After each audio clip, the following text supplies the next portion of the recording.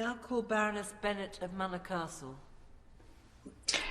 My lords, it's a great pleasure to speak after the noble Lord Hendy, whose powerful account the government would do well to listen to. Now, in introducing this debate, the noble lady the Minister referred, with apparent disapproval, to the increasing judicialisation of war. That surprised me. This party of government has, over a significant period, taken a strong international leadership against rape as a weapon of war. I hope the Minister's words don't signal a move away from that. Perhaps she can reassure me on that point.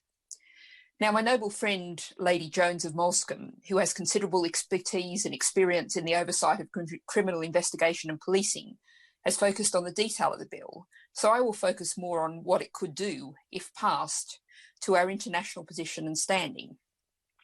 I say if passed, because while other noble lords have talked about seeking to improve it, it's become clear that this is a profoundly ill-conceived bill. Many respected human rights organisations are calling for it to be stopped, as the noble Baroness Lady Northover noted. It's worth thinking for a second about the international context in which this bill appears before us.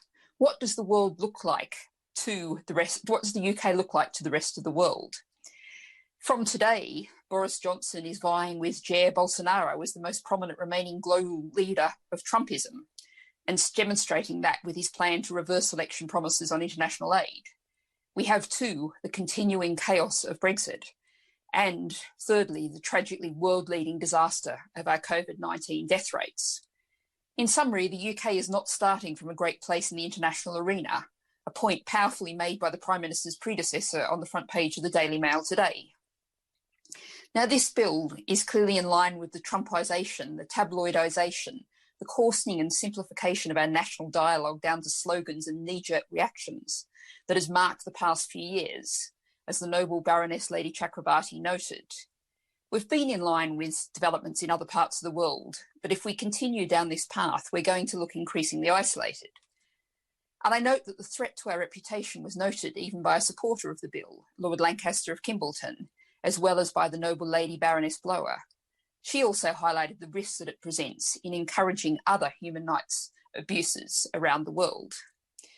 And this bill doesn't square with some of the other directions the government is taking on human rights, notably on its stance on China, showing at least tentative signs of stepping up over the genocide against the Uyghurs, something I'm confident your Lordship's House will try to assist the government with in the trade bill, and speaking out as a signatory for the joint declaration on Hong Kong over China's breaking of that international treaty. And I declare my position on the Hong Kong All-Party Parliamentary Group. It's almost like we have two different governments tugging in opposite directions.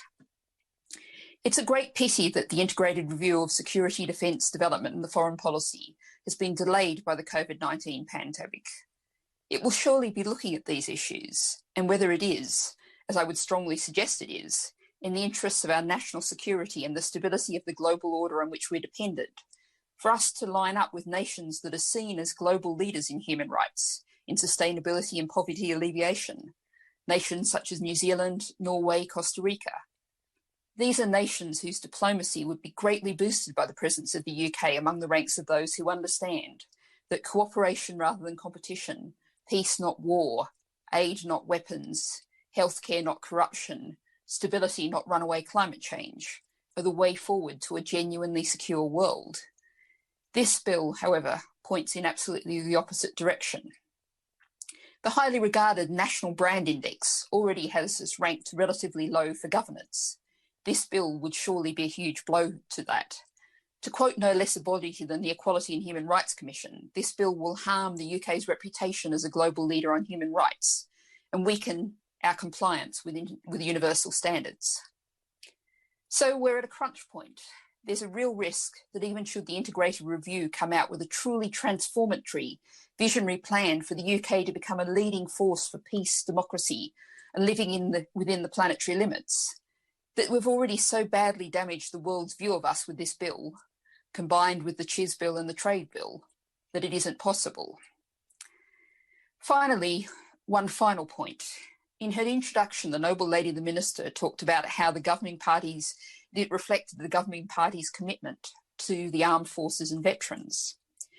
How much more might that reflect reality if this was removed to provide better wages and conditions, particularly housing, better mental health services in the forces and for veterans, to ensure they are not put into deadly situations without better planning and equipment, as the noble Baroness Lady Chakrabarti noted, and not, as the noble Lord Tulheg noted, and as the noble Lord Hendy has just noted, taking away the rights of armed forces personnel and veterans.